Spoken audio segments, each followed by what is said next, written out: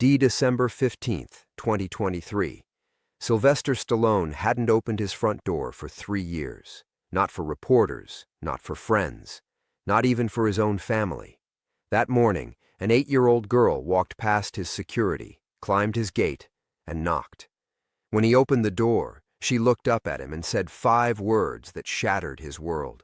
"Grandpa Sly, they killed Mama." The girl carried a blood-stained letter, a military dog tag, and a secret that men had murdered for. For 77 years, Stallone had been the fighter, the survivor, the man who never backed down. But in that moment, looking into the eyes of a granddaughter he never knew existed, the toughest man in Hollywood broke completely. What happened next would force him to fight the most important battle of his life.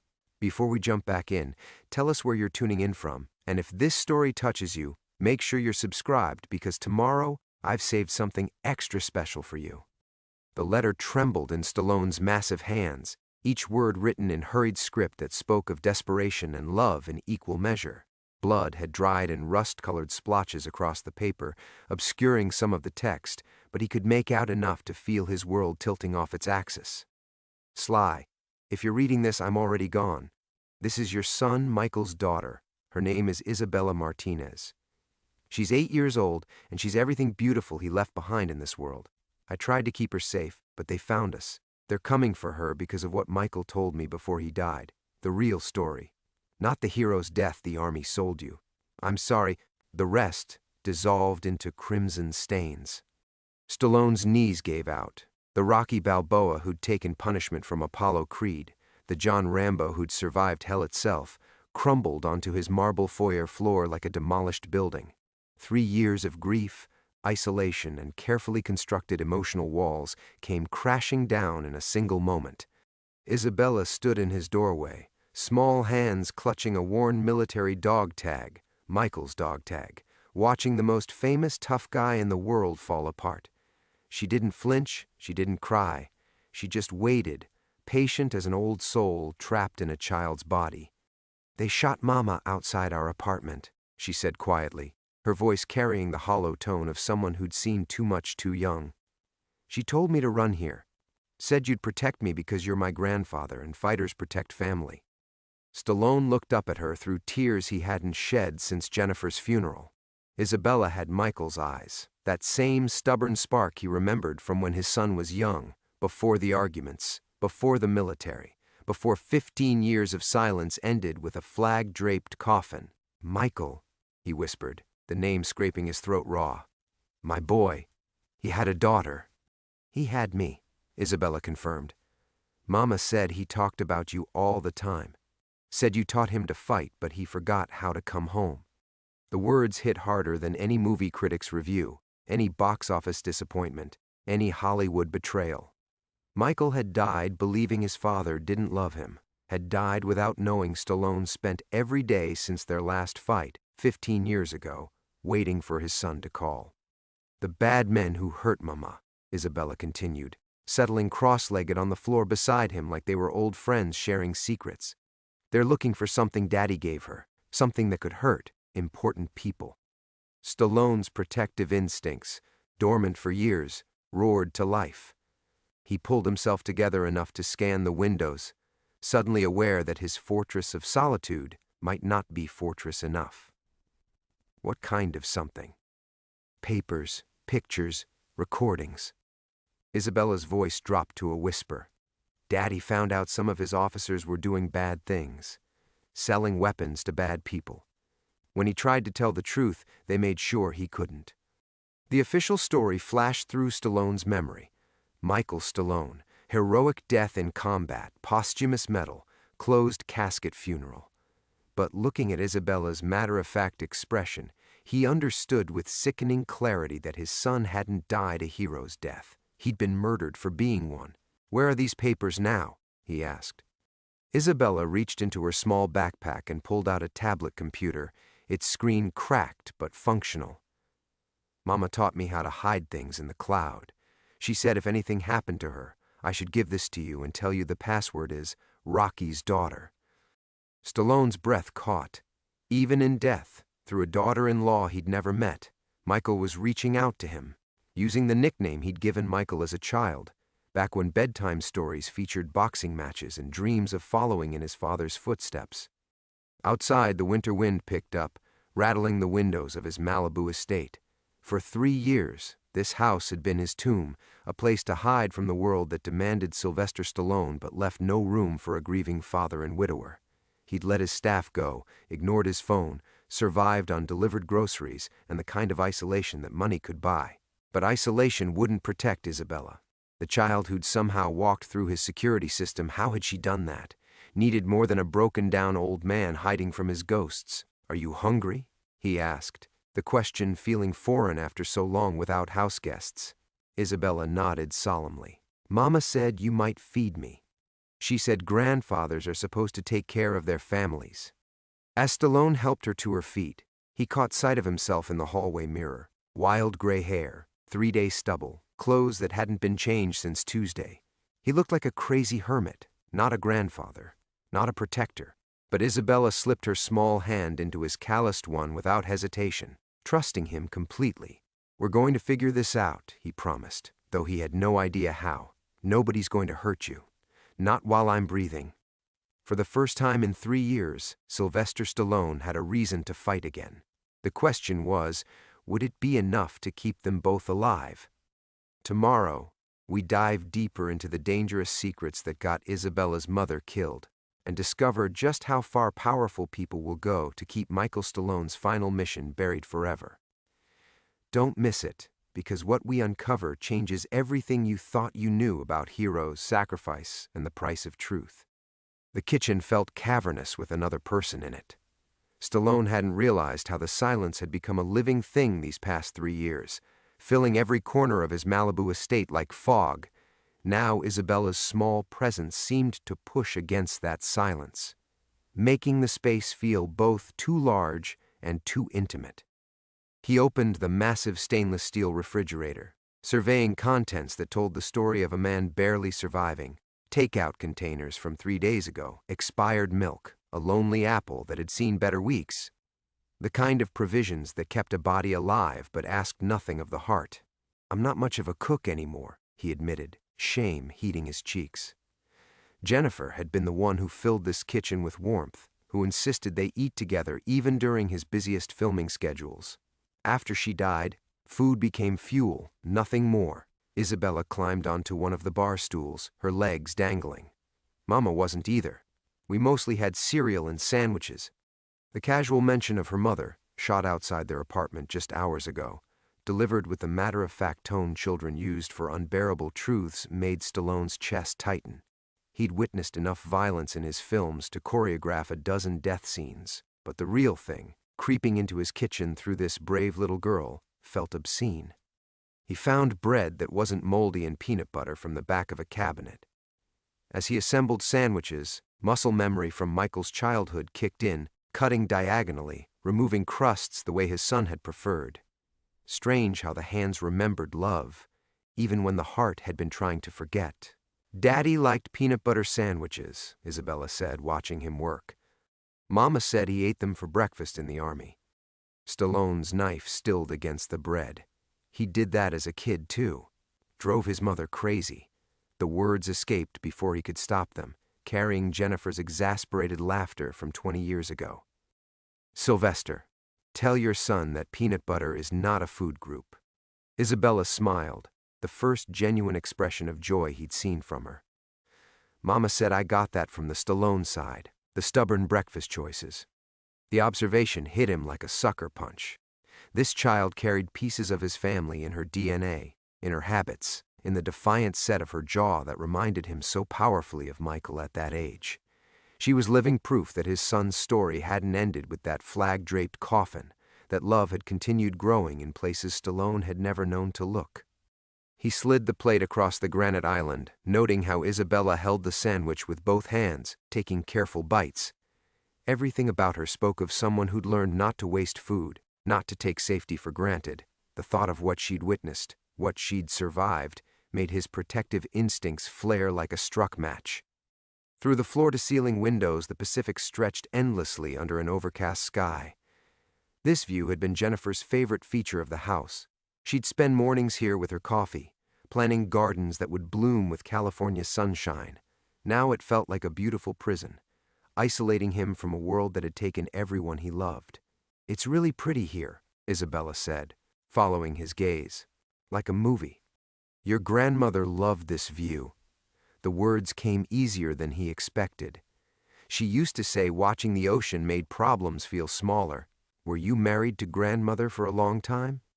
42 years. The number felt impossible, like claiming to have lived on Mars. How had all that time, all that shared history, condensed into 3 years of echoing emptiness? "She died a month after your father. Heart attack. Doctor said it was from stress, but I think she just couldn't stand being in a world without her boy." Isabella nodded with the solemn understanding of someone who'd recently lost the most important person in her life. Mama said grief could make people's hearts stop working right, like they forgot how to beat without the person they loved. The observation was too wise for 8 years old, too accurate for comfort. Stallone's own heart had been stuttering along for 3 years, more habit than function, until this morning, when Isabella's small hand in his had reminded it why it needed to keep pumping. "Tell me about your mama," he said gently, settling onto the stool beside her. "What was she like?" Isabella's face lit up. Really smart. She spoke 4 languages and worked with computers. She met Daddy when he was on leave in Germany. She was translating for some military thing. Her expression sobered. She always said Daddy was the bravest person she knew, but also the saddest. Like he was carrying weights nobody else could see. Stallone understood that weight intimately. The burden of wanting to do right in a world that made righteousness expensive. Michael had inherited that from him, the inability to walk away from a fight when it mattered, even when walking away would be safer.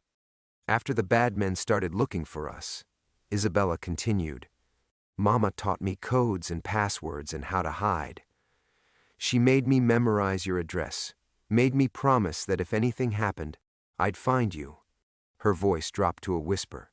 She said Stallones protect each other, even when they're scared. Outside, storm clouds gathered over the Pacific, casting shadows across the kitchen. Stallone felt the weight of responsibility settling on shoulders that had been carrying nothing but grief for too long. For the first time in 3 years, he had something more precious than his own pain to protect. The tablet's cracked screen flickered to life as Stallone entered the password with trembling fingers. Rocky's daughter. Each letter felt like a prayer, a bridge across 15 years of silence between him and the son who died, believing his father had given up on him. Isabella finished her sandwich and moved closer, her small shoulder pressed against his arm as files began populating the screen. The warmth of her trust steadied his hands, gave him courage to face whatever truth Michael had died trying to reveal. The first folder was labeled Family, dozens of photos Stallone had never seen. Michael in desert camouflage, grinning beside a beautiful dark-haired woman who must have been Isabella's mother. Michael holding a newborn baby, his face soft with wonder. Michael teaching a toddler to throw a punch, the same way Stallone had taught him 30 years ago. "That's Mama and Daddy at their wedding," Isabella whispered, pointing to a photo of the couple outside a small German church. Michael wore his dress uniform, looking happier than Stallone remembered him ever being at home. She said they only had 3 days before he had to go back to his unit. Stallone's throat constricted. His son had built a life, fallen in love, become a father. All while Stallone nursed his wounded pride, waiting for an apology that would never come. How many birthdays had he missed?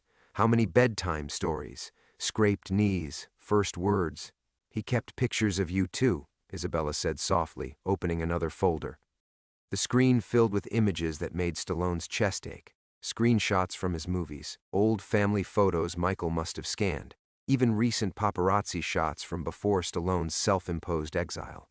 One folder contained nothing but Rocky clips. Every training montage, every fight scene, every moment of triumph. "Mama said Daddy watched these when he missed you," Isabella explained, "especially when things got scary in Afghanistan." The revelation shattered something inside Stallone's chest. Michael had been watching, remembering, carrying pieces of their relationship across a war zone. All those years of silence, and his son had still been proud enough to show movies to fellow soldiers, to name his daughter after Rocky's fictional one. But it was the final folder that changed everything. Evidence contained dozens of files, photographs, audio recordings, official documents marked with government seals. Stallone opened the first image and immediately wished he hadn't. The photo showed a warehouse filled with military weapons, American military weapons, being loaded into trucks with foreign license plates. In the corner of the frame, partially obscured by shadows, stood 3 men in U.S. Army uniforms. Jesus Christ, Stallone breathed. The next file was an audio recording. He pressed play, and Michael's voice filled the kitchen. Older than Stallone remembered, hardened by war but still unmistakably his son. They think I'm stupid. Think because I'm Stallone's kid, I'm just another Hollywood brat playing soldier. But I see what's happening here. Colonel Morrison selling weapons to insurgents, then reporting them stolen in raids. American weapons killing American soldiers, and he's getting rich off it. Isabella's hand found his as Michael's voice continued, describing meetings, money transfers, a web of corruption that reached high into the military command. The recordings were damning, enough to destroy careers, end lives, topple the kind of powerful people who made inconvenient witnesses disappear. Your daddy was trying to stop them, Stallone said, understanding flooding through him. The official story of Michael's heroic death in combat had been a lie. His son had been murdered to keep these secrets buried. Mama said they made it look like an accident, Isabella confirmed. But Daddy knew they were coming for him. He sent these files to her the night before he died. The final recording was dated the day of Michael's death. His voice was urgent, frightened. Elena, if you're hearing this, they found out. I tried to do this through proper channels, but Morrison has friends all the way to Washington. I'm sorry, baby. Kiss Isabella for me. Tell her Daddy tried to do the right thing. And tell my father, tell him I understand now why he always said the hardest fights are the ones where nobody's watching. The recording ended with voices shouting in the background, the sound of gunfire, then silence. Stallone closed his eyes, grief and rage warring in his chest. Michael hadn't just died, he'd been executed for trying to be the man Stallone had raised him to be. The honor, the refusal to walk away from injustice, the willingness to sacrifice everything for truth.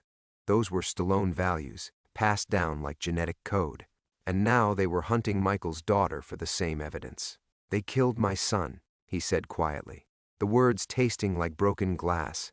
They murdered him for trying to save lives. Isabella nodded. Mama said powerful people do bad things to keep their secrets safe. She said that's why we had to run, why we could never stay anywhere too long. Outside, the storm clouds had gathered into something darker, more threatening. The wind rattled the windows with new intensity, as if the weather itself sensed the change coming.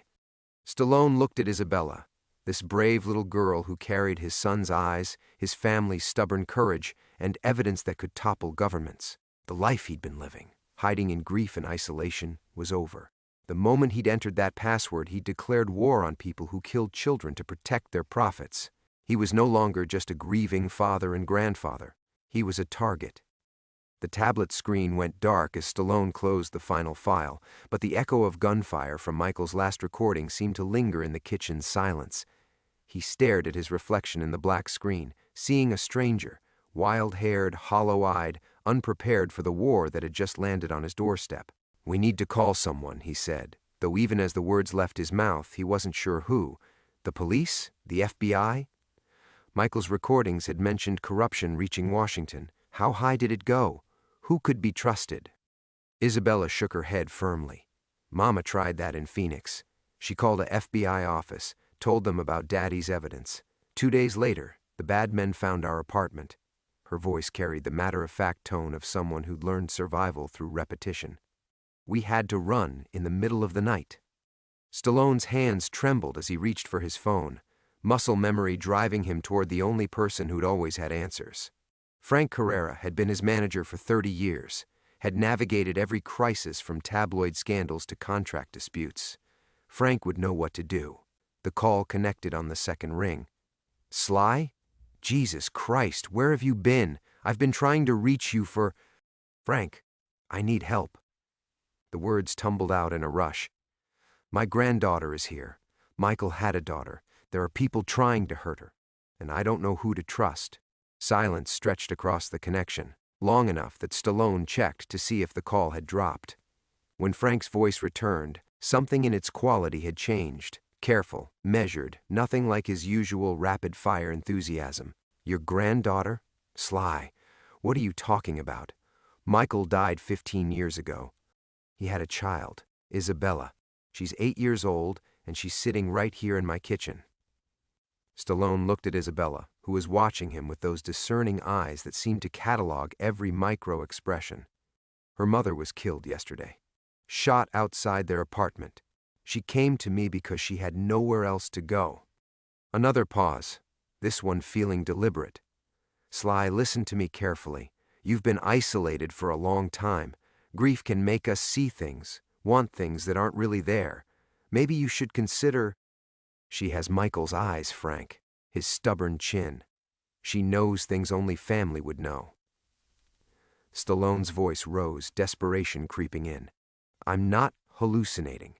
I need you to make some calls, find out who we can trust." Of course. Just don't do anything rash, okay? Don't talk to anyone else until I figure out our options. And Sly, make sure your security system is armed. I'll be there in an hour." The line went dead, leaving Stallone staring at his phone. Something felt wrong about the conversation, though he couldn't pinpoint what. Frank had sounded strange, distant, not like a man hearing shocking news about his oldest client, but like someone receiving confirmation of something he'd already suspected. Isabella tugged at his sleeve. "Who did you call?" "My manager. He's going to help us figure out—" "Mama said not to trust anyone from your old life," Isabella interrupted, her voice urgent. "She said the bad men have had 15 years to prepare, to put people in place." The words hit Stallone like cold water. Frank's immediate suggestion not to talk to anyone else, his insistence on coming to the house, the careful pauses, as if he'd been choosing his words for an unseen audience. Outside, the storm was building intensity, but it was the silence from his security system that suddenly felt ominous. No alerts, no notifications about Frank's impending arrival. For 3 years, that system had been his cocoon, keeping the world at bay. Now he wondered if it had been keeping him visible to people who needed to know exactly where Sylvester Stallone was hiding. His phone buzzed with a text from an unknown number. "Saw the news about your visitor. Some reunions are dangerous. Watch yourself." The message deleted itself as he watched, leaving no trace except the ice spreading through his veins. Someone was monitoring his communications, had eyes on his property. The fortress he'd built around his grief had become a trap. Isabella was already moving, collecting the tablet and shouldering her small backpack with practiced efficiency. "We need to leave now," she said, sounding far too old for 8 years. "Mama always said when the phone calls get weird, it means they found us." Stallone stared at her, this child who'd learned paranoia as survival skill, who understood threats he was only beginning to grasp. 3 years of isolation had made him soft, unprepared for a world where trust could be weaponized. For the first time since Isabella's arrival, true fear settled in his chest, not just for her safety, but for his own massive miscalculation. In trying to protect her, he'd already exposed them both. The hunter had become the hunted, and he didn't even know the rules of the game. The silence that followed Isabella's warning stretched like a wire about to snap. Stallone stared at his phone, Frank's voice still echoing in his memory. Those careful pauses, the way he deflected rather than shared Stallone's shock. 30 years of friendship, and Frank had sounded like a stranger reading from a script. "How long?" Stallone asked quietly, his voice barely audible over the storm building outside. Isabella looked up from stuffing the tablet into her backpack. "How long what?" "How long have they been watching me?" The question tasted like ash. "Your mother knew about Frank, didn't she? She knew who I could and couldn't trust." Isabella's face crumpled with a sadness too deep for her years. "Mama said they've been watching since Daddy died, making sure you stayed quiet, stayed sad, stayed away from people who might listen if you asked the wrong questions." She zipped her backpack with shaking hands. "She said they let you grieve because grief makes people helpless." The words landed like physical blows. 3 years of isolation, of thinking he was choosing solitude to heal. 3 years of Frank managing his affairs, screening his calls, keeping him safely contained in his Malibu fortress while murderers walked free. The caring friend, the concerned manager, all of it performance, insurance that Sylvester Stallone would never start digging into his son's death. Jesus Christ. Stallone gripped the kitchen counter, knuckles white. How many people in my life are... He couldn't finish the sentence. Mama didn't know for sure, but she said powerful people don't take chances. They put someone close to you, someone you trust. Isabella shouldered her pack, moving toward the window. She made me promise never to trust anyone from your old life until we knew for certain. The storm outside had intensified, rain lashing against the floor-to-ceiling windows with increasing fury, but it was the sound of tires on wet gravel that made them both freeze. Through the sheets of rain, headlights swept across the driveway, not the single beam of Frank's usual sedan, but multiple vehicles moving with military precision. "They're here," Isabella whispered. Stallone felt reality tilt, the comfortable assumptions of his protected life crashing down. Frank hadn't been coming to help. He'd been coming to clean up a problem that had just gotten too big to ignore. The call had been a stall tactic, a way to keep them in place until the real solution arrived. "Back door," he said, grabbing Isabella's hand. But even as they moved, he knew it was too late. The security system that should have warned them was silent because it had been compromised long ago. The fortress he'd trusted had become their tomb. They reached the kitchen's rear exit as the front door exploded inward. Heavy boots on marble floors, professional voices coordinating a search. Isabella pressed against him, her small body trembling but her eyes alert, calculating. "The panic room," Stallone whispered, remembering Jennifer's insistence on the hidden space when they'd built the house, behind the wine cellar. They slipped through the service hallway as shouts echoed from the main rooms. Stallone's mind raced through 15 years of willful blindness, every birthday he'd spent alone while his granddaughter hid from killers, every Christmas mourning a son whose murder he'd never questioned. The official story of Michael's heroic death had been a comfort, a way to find meaning in loss. The truth was so much worse. In the wine cellar's dim light, Stallone pressed the hidden panel that Jennifer had insisted they install just in case. The steel door slid open silently, revealing the small safe room beyond. Isabella slipped inside without hesitation, but turned back when she realized he wasn't following. "You have to come," she whispered urgently. Stallone knelt to her level, his hands on her shoulders. "They're not here for me, sweetheart. They're here for you, for what you know. If I hide, they'll tear this place apart until they find us both." The decision crystallized with awful clarity. "But if I'm visible, if I act like the broken old man they expect..." "No." Isabella's eyes filled with tears. "Mama said Stallones protect each other. And that's what I'm doing." He pulled Michael's locket from her neck, pressing it into her palm. "This room has its own communication system, untraceable. Wait 2 hours, then call Detective Maria Santos with LAPD. Jennifer used to do charity work with her. She's clean. Tell her everything." The voices were getting closer, accompanied by the systematic destruction of his house. Stallone could hear them overturning furniture, emptying drawers, searching with the thoroughness of people who knew exactly what they were looking for. "I should have protected your father," he said, the words scraping his throat raw. "I should have known, should have asked questions. I let my pride keep me from my son, and my grief keep me from my granddaughter. But I won't fail you again." Isabella threw her arms around his neck, clinging with desperate strength. "I love you, Grandpa." The words shattered his heart and rebuilt it simultaneously. "I love you too, Isabella. More than you'll ever know." He sealed her inside just as Frank's voice called out from the kitchen. "Sly, where are you, buddy? We need to talk." Time for the performance of his life. Stallone walked into the kitchen like a man sleepwalking through his own nightmare. Frank stood by the island where minutes ago Isabella had shown him the tablet, now flanked by 2 men in expensive suits who carried themselves like soldiers. Rain streaked the windows behind them, turning the familiar space into something alien and threatening. "There you are," Frank said, his smile too wide, too practiced. "I was worried when you didn't answer the door." "Door was open?" Stallone kept his voice carefully confused, playing the role of the grief-addled recluse. "Sorry, I was..." I think I fell asleep in the study. This weather makes me drowsy. Frank's eyes scanned the kitchen, noting the 2 coffee cups on the counter, the tablet's charging cable still plugged into the wall. You said you had a visitor. Your granddaughter? Did I? Stallone rubbed his temples, channeling 3 years of genuine disorientation. I've been having these episodes, dreams that feel real. Jennifer used to help me sort through them. He gestured helplessly at the cups. Sometimes I set places for people who aren't there. One of the suits whispered something to Frank, who nodded almost imperceptibly. They were buying it, the performance of a broken man haunted by phantom visitors.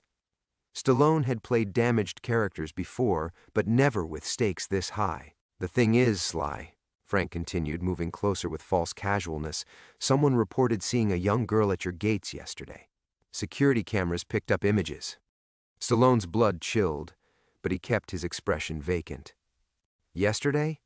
There was a girl selling something. Cookies, maybe? I gave her money and told her to go away. He looked genuinely puzzled. Is that why you brought friends? For Girl Scout cookies? Frank exchanged glances with his companions.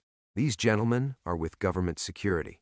There's been some chatter about threats against high-profile figures. We're just checking on people who might be targets. The lie came so smoothly that Stallone almost missed its significance. Frank wasn't even pretending this was about Isabella anymore. He was establishing a cover story, plausible deniability for whatever came next. But there was something else in his manager's voice now, a note of frustration that suggested this conversation wasn't going as planned. I should have been more honest with you, Frank said suddenly, his tone shifting to something that sounded like regret. About Michael, about what really happened over there. Stallone went very still. What do you mean? Your son didn't die the way they told you. He was investigating something, got in over his head. Frank's voice carried the weight of practiced confession. I've known for years, but I thought protecting you from the truth was the right thing to do. The revelation hung between them like a blade. Frank was confessing, not out of guilt, but as strategy. He was testing whether Stallone already knew, using truth as a weapon to gauge how much damage control was needed. You knew. Stallone let genuine anger bleed through his confusion. You knew my son was murdered, and you let me believe. It wouldn't have brought him back, Frank interrupted. And the people responsible. They're not the kind you fight in court, Sly. They're the kind that make families disappear. There it was, the threat wrapped in concern, the explanation that justified 15 years of complicity. Frank had chosen sides long ago, trading Stallone's peace for his own survival. But his next words revealed something more damning. The irony is, Michael died for nothing. That evidence he collected, it was already obsolete. The operation he was investigating had been shut down months earlier. He died chasing ghosts, trying to be some kind of hero like his old man taught him. The casual dismissal of Michael's sacrifice, the contempt hidden beneath false sympathy. It was too much. Frank had just revealed everything Isabella's mother had died to protect, that Michael's evidence was still dangerous, still worth killing for. Otherwise, why the manhunt? Why the desperation to recover files from a meaningless investigation? Stallone stared at his manager, this man he'd trusted with his career, his finances, his life, and saw a stranger, worse than a stranger, an enemy who'd been close enough to orchestrate his isolation, to ensure his grief kept him compliant while killers hunted his family. My granddaughter, Stallone said quietly. If she exists, if she's real, you'd hurt a child to protect these people? Frank's mask slipped for just an instant, revealing something cold and calculating beneath. Children grow up, Sly. They ask questions, demand justice for parents they never knew. Sometimes mercy is just delayed cruelty. The words crystallized everything. Frank wasn't just complicit, he was committed. He'd crossed lines that couldn't be uncrossed, made choices that required Isabella's silence, permanent silence, to maintain. In the hidden room below, Stallone's granddaughter waited in darkness, carrying evidence that could topple governments. And here in his kitchen, surrounded by rain and betrayal, her grandfather finally understood the true scope of the war his son had died fighting. The performance was over. Now came the reckoning. The weight of Frank's confession settled between them like a live wire. Stallone felt the last pretense of confusion drain from his face, replaced by something harder, more dangerous. 30 years of friendship reduced to ash in a single moment of truth. "You son of a bitch," he said quietly, the words carrying decades of betrayal. "All this time, you've been one of them." Frank's expression didn't change, but the two suits flanking him shifted slightly, hands moving closer to concealed weapons. The kitchen felt smaller suddenly, the walls pressing in as the scope of the conspiracy crystallized. "I've been a survivor, Sly. Same as you should be." Frank's voice had lost all pretense of warmth. "Your son made choices that put everyone around him in danger, his woman, their kid, even you. I've spent 15 years making sure those choices didn't destroy what was left of your family. By helping hunt down my granddaughter? By keeping you alive and ignorant." Frank stepped closer, his voice dropping to barely above a whisper. "Do you have any idea what Michael stumbled onto? This wasn't some garden-variety military corruption. This was a network that reaches into the highest levels of government, defense contractors, intelligence agencies, people who make wars happen for profit." Stallone felt his world tilting on its axis. The Rocky films, the action heroes, all of it built on a foundation of American idealism, and here was the rot beneath, the machine that fed on conflict and suffering. And you chose them over your own family. "I chose reality over suicide," Frank snapped. Michael thought he was John fucking Rambo, that he could take on the system and win. Look how that worked out for him. Look how it worked out for his woman. The casual mention of Isabella's mother, the dismissal of her murder as inevitable consequence, broke something fundamental in Stallone's chest. This wasn't just betrayal, it was a worldview so poisoned that it made killing children seem reasonable. "Where is she, Sly?" One of the suits spoke for the first time, his voice professionally neutral. "The girl was seen entering your property. She hasn't left. We've checked." Stallone met his gaze steadily. "There is no girl. Frank just told you. I've been having episodes. Dreams that feel real. The coffee cups suggest otherwise," the man continued. 2 cups, recently used. Child-sized fingerprints on one of them. The methodical cataloging of evidence chilled Stallone's blood. These weren't security consultants or government agents. They were hunters, and they'd been tracking Isabella's scent since the moment she'd appeared at his gates. "You want to know what really breaks my heart?" Stallone said, looking directly at Frank. "It's not that you betrayed me. It's that you betrayed Michael twice. Once by letting him die, and again by hunting down the last piece of him left in this world." Frank's jaw tightened. Michael was a dreamer who got people killed, including himself. "No." Stallone's voice carried the weight of absolute certainty. "Michael was a man who saw evil and decided to fight it. Just like you taught me to write characters who do. The difference is, he was real." The admission hung in the air like a challenge. Stallone could see Frank processing the implications, recognizing that something had shifted in his old friend. The broken recluse was gone, replaced by someone who'd found a reason to fight again. "Search the house," Frank ordered his companions. "Every room, every closet. She's here somewhere." As the suits moved toward the hallway, Stallone felt time compressing.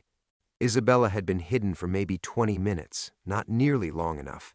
If they found the panic room, if they breached it... "You know what's funny?" Stallone said, his voice carrying just enough desperation to stop them. "I spent 3 years wishing I could see Michael again, wishing I could tell him I was proud of who he became." He looked at Frank with something approaching pity. "And now I realize I should be grateful he's not here to see what you became." Frank's face went white with rage. "You self-righteous bastard. You think this is some movie where the good guys win because they're good? This is real life.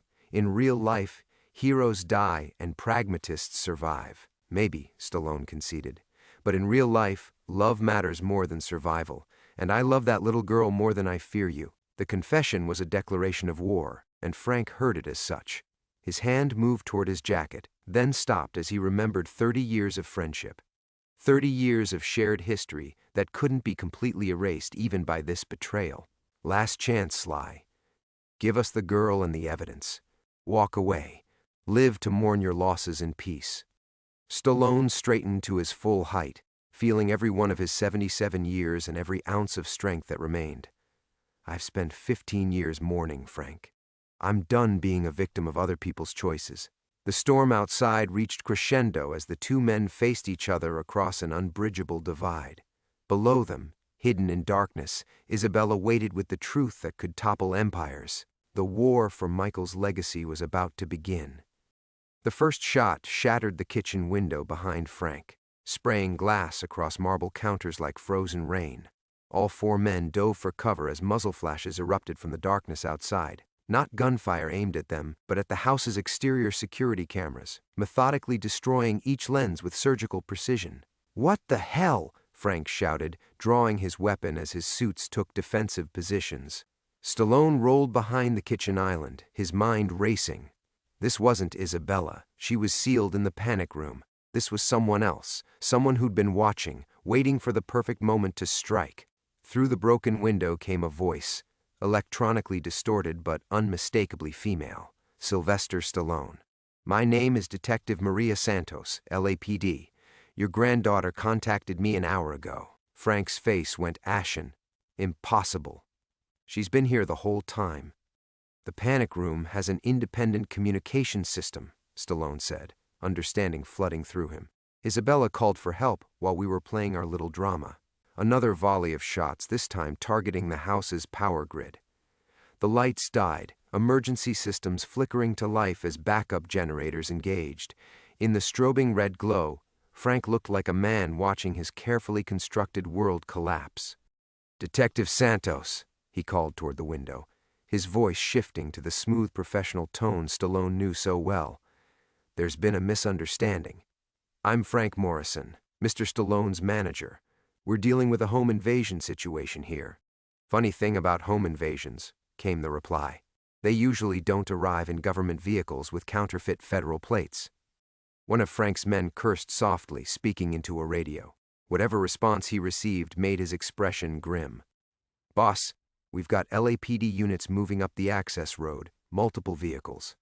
Frank's mask finally slipped completely, revealing the desperate calculation beneath. "You called the police? Jesus Christ, Sly, do you have any idea what you've done?" "I saved my granddaughter's life." "You've killed us both." Frank's voice carried genuine fear now. "These people don't leave witnesses. Not you, not me, not anyone who knows too much." The tragic irony wasn't lost on Stallone. Frank had been trapped by his own betrayal, committed to protecting secrets that would ultimately destroy him. He'd traded his soul for safety that was always an illusion. "Then why don't we give them something else to think about?" Stallone pulled out his phone, the screen glowing in the emergency lighting. Isabella didn't just call Detective Santos. She uploaded everything to a cloud server with automatic distribution protocols. Frank stared at him in horror. "The evidence?" "Michael's files, testimony from Isabella's mother, documentation of every cover-up for the past 15 years. Stallone's smile was razor sharp. "Your new friends have 30 minutes before it goes public to every major news outlet, congressional oversight, committee, and international human rights organization." The sound of approaching sirens grew louder, multiple units converging on the estate. Through the broken window, Stallone could see tactical lights sweeping the grounds, professional voices coordinating a perimeter. Frank's remaining composure shattered. "You don't understand. They'll kill everyone. Santos, her entire unit, anyone who's seen this information. Not if it's already public. Hard to suppress evidence when half the world already has copies." Stallone stood slowly, hands visible but unafraid. "That's the thing about truth, Frank. Once it's out, it's immortal." One of the suits grabbed Frank's arm. "We need to go, now, before they complete the perimeter." But Frank wasn't listening. He was staring at Stallone with something approaching awe, finally seeing past the grief-stricken recluse to the strategic mind beneath. "You planned this. All of it. The confused act, the delays. You were buying time." "Isabella planned it. I just learned to listen." Stallone moved toward the wine cellar, knowing his granddaughter was still hidden but safe. "She's 8 years old and already smarter than both of us combined. Michael would be proud."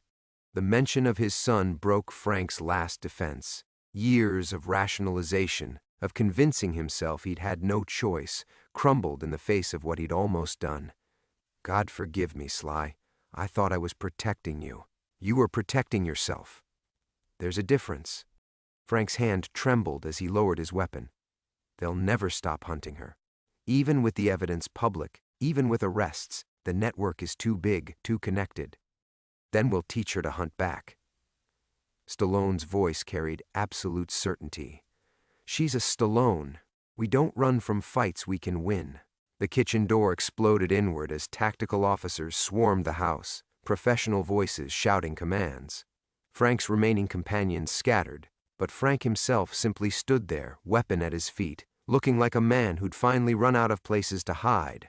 As Detective Santos appeared in the doorway, her own weapon drawn but controlled, Stallone felt something shift in his chest. The isolation was over. The mourning was finished. For the first time in 15 years, he had family to protect again. Hands visible! Nobody moves! Detective Santos's voice cut through the chaos as tactical officers secured the scene. Frank stood motionless, his weapon already surrendered, looking like a man who'd aged a decade in the past hour. Stallone raised his hand slowly, meeting Santos's gaze. My granddaughter is in the wine cellar. Safe room behind the 1982 Bordeaux rack. She has the access code. Santos nodded to one of her officers, then stepped closer to Stallone, her weapon lowered but ready. You look different than your photos, Mr. Stallone. Less broken? He managed a tired smile. Yeah, well, amazing what having something to fight for can do. The next hour passed in controlled chaos. Evidence bags, photographs, formal statements given in rooms that still smelled of gunpowder and betrayal. Frank was read his rights with the mechanical precision of justice finally catching up to 15 years of complicity. His suits, it turned out, weren't federal agents at all but private contractors whose credentials dissolved under scrutiny like sugar in rain. When Isabella finally emerged from the panic room, still clutching her mother's letter and Michael's locket, Stallone felt his heart complete a circuit that had been broken since the day his son died. She ran to him without hesitation, and he caught her in arms that remembered how to hold family. Did we win, Grandpa? She whispered against his shoulder. We survived, baby girl. Sometimes that's the same thing. 3 weeks later, Stallone sat on his deck watching Isabella feed the koi fish she'd insisted on naming after Rocky characters. Apollo, Clubber, and Ivan swam in lazy circles, while she narrated their adventures in a voice that carried her mother's cadence and Michael's stubborn optimism. The media storm had been brutal but brief. Military contractors indicted, congressional hearings launched, careers destroyed by the simple act of truth-telling. Michael's name was cleared posthumously, his service record amended to reflect the heroism that had cost him everything. Frank pled guilty to conspiracy charges, his 30-year friendship with Stallone reduced to evidence in a federal case. The last time they'd spoken, through bulletproof glass in a federal holding facility, Frank had asked for forgiveness. Stallone had given it, not for Frank's sake, but for his own. Carrying hate was a luxury he could no longer afford. Tell me about Daddy again, Isabella said, settling beside him on the deck chair that had once held only grief and ghosts. Stallone wrapped an arm around her shoulders, feeling the weight of responsibility and promise. Your father was brave, but not because he wasn't scared. He was brave because he did the right thing even when it was dangerous, like you did with Uncle Frank. The question pierced him with its simple complexity. Children saw truth with a clarity that adults spent years learning to obscure. Yeah, sweetheart, like that. She was quiet for a moment, watching the fish surface for food. Mommy used to say that love isn't about never being afraid. It's about being afraid and choosing love anyway. Wisdom from a woman he'd never met, carried by a daughter who bore his son's eyes and her mother's heart. Stallone felt the last walls around his grief finally crumble, not from pain but from the simple recognition that love didn't end with death. It transformed, evolved, found new vessels to carry its light forward. Your mom was a smart woman. She said you would be too, once you remembered who you were. The observation hung between them like benediction. For 3 years, Stallone had been a ghost haunting his own life, going through motions without meaning. Isabella hadn't just brought evidence of conspiracy. She'd brought evidence of hope, proof that family could survive even the most deliberate attempts at destruction. His phone buzzed with another interview request. Another opportunity to tell Michael's story to the world. He'd been saying yes more often lately, using his platform to honor his son's sacrifice and demand accountability for those who'd hidden the truth. The recluse was gone, replaced by an advocate who understood that silence was complicity. "Grandpa?" Isabella's voice was soft, uncertain. "Are you going to send me away? To relatives or foster care or something?" The question broke his heart and mended it simultaneously. "Never. You're home now, baby girl, for as long as you want to be." She smiled, Michael's smile in a child's face, and leaned against him as the sun set over Malibu. In the distance, waves crashed against rocks that had weathered countless storms, enduring through persistence rather than strength. Stallone closed his eyes and felt something he'd forgotten existed. Peace. Not the peace of endings, but the peace of new beginnings, of purposes found in the most unlikely places. His son was gone, but his legacy lived on in this brilliant, brave little girl who'd refused to let truth die in darkness. Family wasn't about blood alone. It was about choice, commitment, the decision to fight for each other when fighting seemed impossible. They'd won more than battles. They'd won tomorrow.